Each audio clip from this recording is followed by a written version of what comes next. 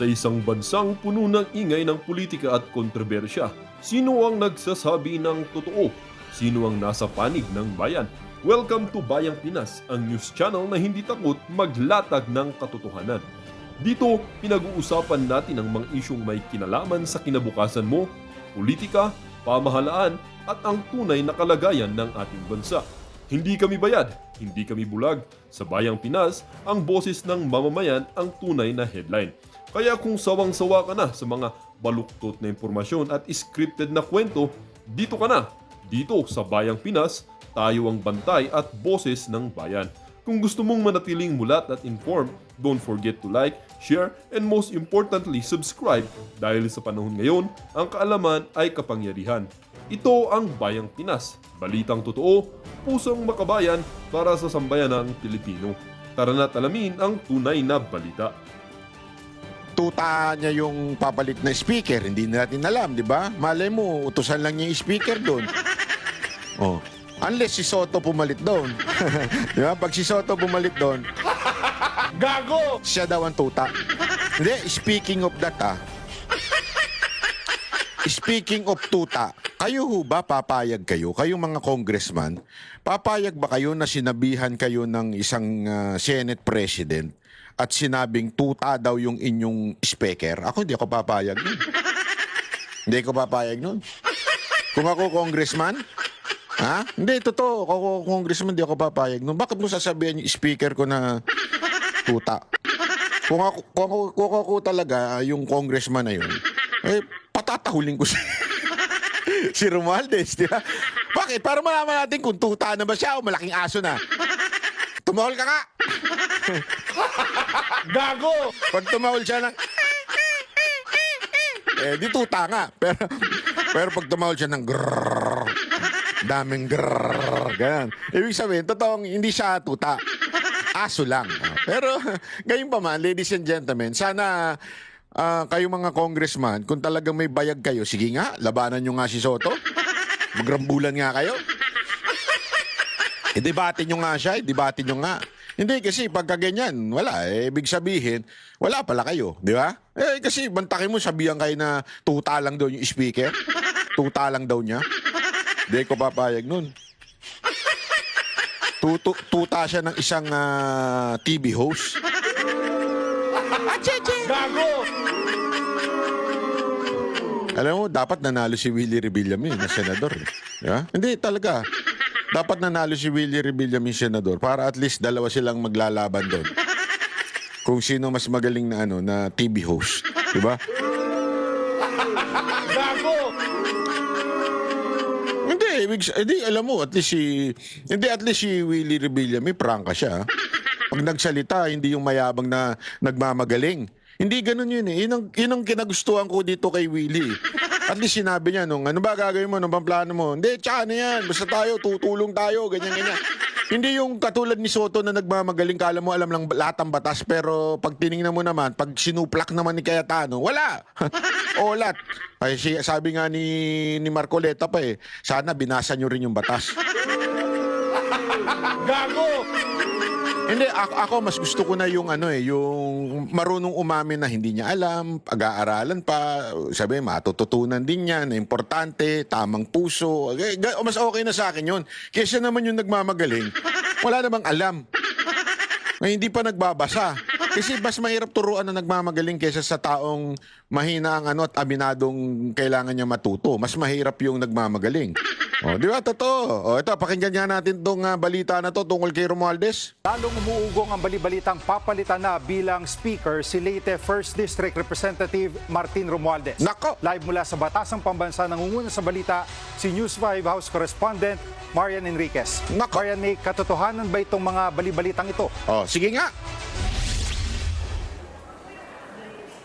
Yes, Jiggy, ilang araw nang kumakalat itong usap-usapang papalitan o magbibitiw bilang House Speaker si Congressman Martin Romualdez. Wala pang nagkukumpirma nga kung totoo yan, pero ayon sa ilang source ng News 5, nagtungo raw itong si Romualdez sa Malacanang para umano makipag-usap kay Pangulong Bongbong Marcos. Ayon nga doon sa ating mga source, kabilang daw sa posibleng options ni Romualdez ay manatili sa pwesto, mag-leave of absence o mag-resign. Wala pang detalye tungkol nga doon sa sinasabing pulong sa palasyo. Wala ring kumpirmasyon mula kay Romualdez at Malacanang. Jiggy. At Marian, dun sa source mo, no, nabanggit ba niya kung bakit kailangan pang konsultahin ni Romualdez si PBBM gayong may separation of powers naman sila? Jiggy, hindi nga malinaw kung ano ba talaga mismo yung pakay ni Romualdez sa pagpunta niya sa palasyo. Pero malinaw naman din na may separation of powers yung ehekutibo at lehislatibo. May paliwanag naman si Navota City Representative Toby Chanco kung bakit kailangang konsultahin si Pangulong Marcos tungkol sa liderato ng Kamara. Pakinggan natin ito. Alam naman natin realidad ng speakership, di ba? Wala naman yung pinaka-importanting numero, wala naman dito sa loob ng House of Representatives. Let's accept that fact. The most important vote is not inside the House of Representatives, di ba? Hindi kasi yan ang itong mga media na to nagmamangmangan pa, napaka-obvious naman Totoo naman, napaka-obvious naman, ladies and gentlemen, na itong speaker, even the Senate President, kontrolado yan ng Presidente. Pag sinabi ng Presidenteng tabi na, ako na, ganun, ibig sabihin, papalitan ka na. Alam naman natin yan, di ba? Sinasabi pa nga, tinatanong pa nga dati kay Tiangco, sabi sa kanya, wala pa bang tawag? Wala pa bang tawag dyan? Inaalam kung talagang, kasi dati gusto na daw palitan yan, kaya lang, taga-antay ng tawag mula sa Presidente. Walang tawag. Ibig sabihin, wala pong queue to replace the speaker. So that's really given na po yan. Na the important thing is not really yung boto ng mga congressman, hindi. Hindi, it's out of respect. Di ba walang gagalaw dito because out of respect doon sa Malacanang. Di ba? So, yun naman iniintay ng lahat, di ba? Kung ano yung, siyempre lahat naman kami, we are supportive of the President. At Marian, sino daw ang pinakamatunog base sa naririnig mo dyan sa Kamara na pwedeng pumalit kay Romualdez? Jiggy, ay nga dun sa ilang source, kabilang dun sa mga matunog na maaring pumalit kay Romualdez kung sakali ay si Isabela 6th District Representative at House Deputy Speaker Faustino Boji D. Kapartido ni D si Pangulong Marcos sa Partido Federal ng Pilipinas. Lumulutang din yung pangalan ni na House Deputy Speaker Ronaldo Puno at Bataan 2nd District Representative Albert Garcia na pareho pong taga-National Unity Party. Ayaw nyo yung mga epal sa Quadcom? Hindi, ako nagtatanong lang ako. Sayang naman yung effort nila, yung si Bicote, yung pa-social magsalita, yung ganyan magsalita. Alam mo, maganda dyan si Abante. Gago! Para magkaroon naman tayo ng isang speaker, na kauna-unahang speaker na hindi nanalo. Gago! Hindi, di ba ho? Maganda yun. No? Ang kauna-unahang speaker ng Kamara ang hindi nanalong si Pastor Abante, di ba? Gago! Bakit hindi na lang ganun? Hindi, ito suggestion lang naman po. Kasi para naman na magkaroon ng pagbabago sa Kamara, di ba? Oh. Diba? O kaya yung mga yung mga kaibigan ng mga NPA para magkaroon ng unang speaker, kauna-unahang speaker na terorista. Ganon. Gago! Kasama nga rin sa umunoy matunog na magiging speaker ay si House Senior Deputy Speaker at Quezon Representative J.J. Suarez. Wala naman sa lakas CMD. Ayan pala, si J.J. Suarez. Yan. Kasi yan pag ako nagsalita, at least kung speaker ako, maganda ang boses ko. Ganun yung magsalita, medyo siyala. Pang-nepo, ganun. Di ba? Pang-nepo yung salita niyan Si Suarez kaya may nepo baby kaya yan? Hindi, ako nagtatanong lang, wala ko alam. Hindi ako nang chichismis dito Wala akong alam kung tinatanong ko lang kung meron siyang nepo baby. Kasi yung tipo niya yung mga congressman na parang may mga nepo baby. Ano kaya sa tingin niyo? Nagtatanong lang po ako wala akong sinasabi, hindi ko siya inaakusahan. Nakapartido ni Romualdez. Jiggy. At meron ka bang napapansin na kakaiba sa sesyon ng Kamara kanina? Jiggy, napansin natin kanina nga na nag-resume tapos biglang nag-suspend yung sesyon kanina. Pagbalik, mabilis din itong natapos. Hindi nga umabot doon sa 20 minutes yung sesyon at bukas raw sila babalik 3:00 ng hapon. Yun, nagkabala, kaya pala nagkabigla-biglaan. Biglang isinara. Ay, alam na natin yan. Ako, hula ko kasi tulad ngayon, dinidiscuss ko ito ngayong madaling araw. Tapos bukas, mamayang umaga yan, sigurado yung palitan na yan. Pero ako, huwag tayo maging kampante kasi baka mamaya, ano lang ito, chika-chika minute lang. Baka mamaya, para sabihin lang na makapagpalit, maligtas ang... kasi nangyari ganyan, di ba, kay Zaldico. Akala nila tumigil kay Zaldico hanggang inabot si speaker. Ngayon, ladies and gentlemen, I don't think walang alam si Marcos dito. Sabi ko sa inyo, sila yung huling di ba yung tinuturo ko nga yung kilagi ko nga kinikwento dito, yung pag-gumegera yung mga unang panahon, di ba yung pinaka-general lang niya. To protect yung nasa gitnang hari. Sa tingin ko talaga si Marcos ang meron ditong merong kinalaman dito na dapat talagang managot din sa taong bayan. Malay nyo. Ako sa akin dapat kasi nabibuisit nga ako dun sa dun sa yung sa rally na sinasabing dapat walang BBM resign. Abay, tarantado pala kayo Hindi, may mga may mga ganun na nagsasabing wag BBM resign sa rally sa 21. Sira ulo ba kayo? Hindi, akala ko ba anti-corruption kayo? Tapos walang BBM resign.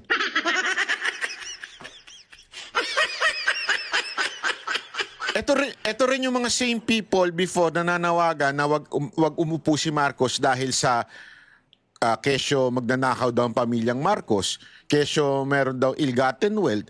Tapos ngayon sasabihin nyo wag magdala ng placard na anti-Marcos. Ano nangyari sa inyo?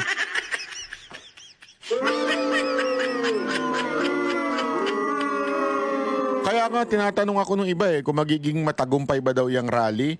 Depende. Akin kung hahayaan natin na manguna itong mga gago na to, manguna itong mga nagsasabing wag mag-anti-Marcos, wala mangyayari sa Pilipinas. Ay, nababalik lang. Sa tingin nyo? Sabihin na natin, burado lahat. Tanggal lahat ng mga congressman, tanggal lahat ng mga senador. Pag hindi nyo pinalitan si Marcos, hindi ko sinasabing palitan nyo Hindi ko sinasabi. Ang akin lang, ang gobyerno natin, ganito na to, hanggang matapos. Kung gusto nyo talaga ng pagbabago, top to bottom. Hindi pa pwedeng pili lang yung papalitan. Kalokohan yun. Di ba? Hindi pa pwedeng kailangan total renovation. Hindi pa pwedeng, kasi halimbawa, isang bulok na restaurant. Di ba? Kahit anong ilang beses i-renovate yan, kung same ang may-ari, same ang mga, sabi mo na, kahit palitan yung mga cook, palitan yung mga waiter, kung same yung may-ari, yung ugali no may-ari, siya pa rin na mag-hire, siya pa rin na maglalagay ng tao, siya pa rin lahat na magdidesisyon, siya nga yung kupal. Di wala din. Naintindihan niyo ibig ko sabihin? Kung gusto niyo ng pagbabago, again, hindi ko ina-advocate dito na palitan si Marcos ng marahas. Ako always for peace and lawful. So ang akin lamang po, hindi yan tunay na pagbabago hanggang naandyan si Marcos. Kailangan if you want real change the entire government. Alam nyo ba kung bakit ayaw nila maalis si Marcos? Aside from baka iba nakatanggap? Alam nyo kung panoorin nyo muna to.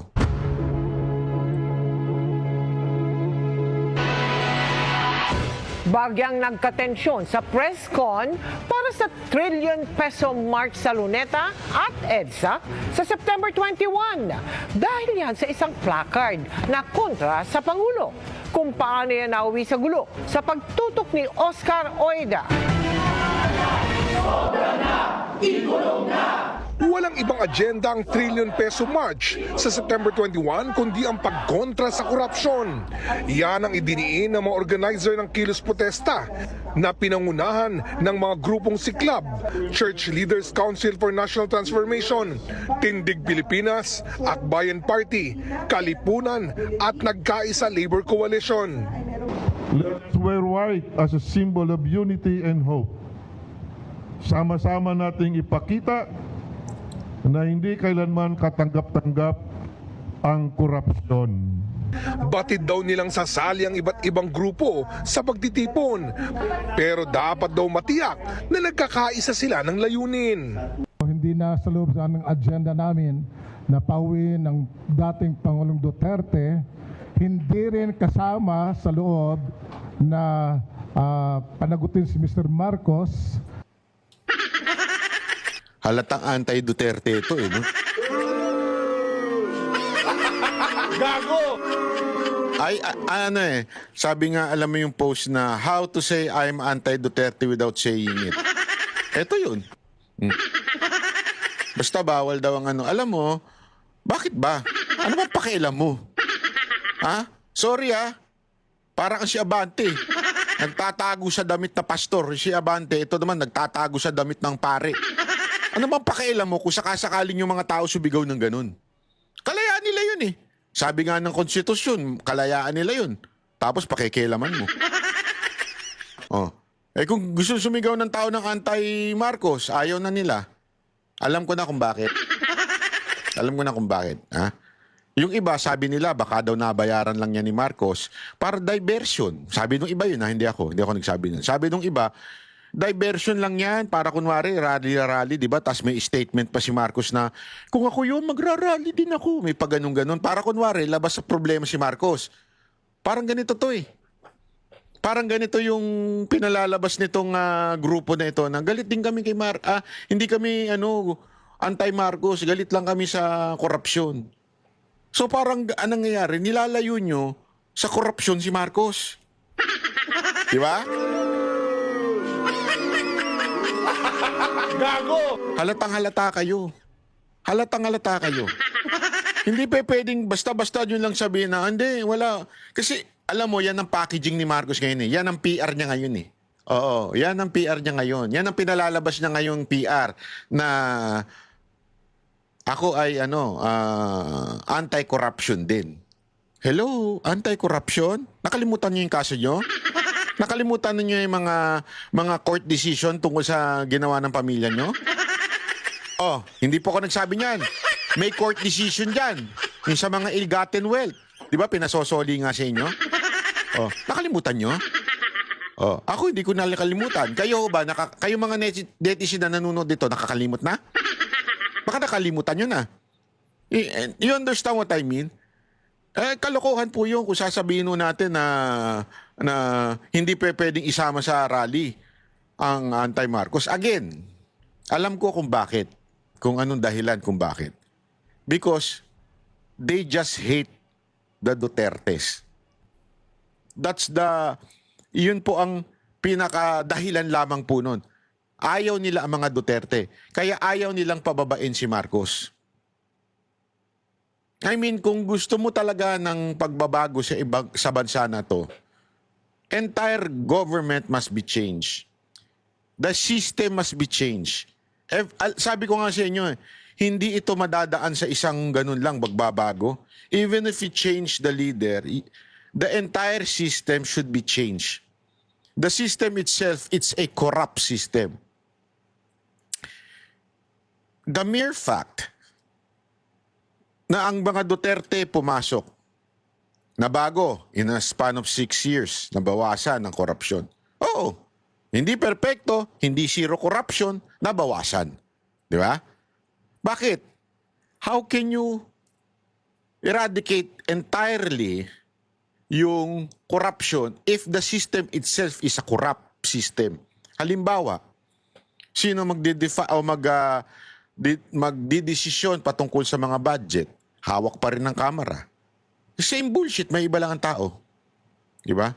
Paano ko yung tao na yun is mabuti ngayon for 3 years. Tapos after 3 years, mapapalitan na naman ng bagong speaker na hindi maayos. Same seat, di ba? Same thing pala, same seat. Same shit. Di ba? So same lang din yun. Kaya entire system, kaya tama yung talaga ako, agree talaga ako dun sa idea ng federalism yung mga hati-hatiin na ang Pilipinas by region, tapos yung region na yun na magbibigay sa national government. Para yung region na yun hindi nakadepende sa isa speaker o kaya sa Senate President o kaya sa presidente. Di ba?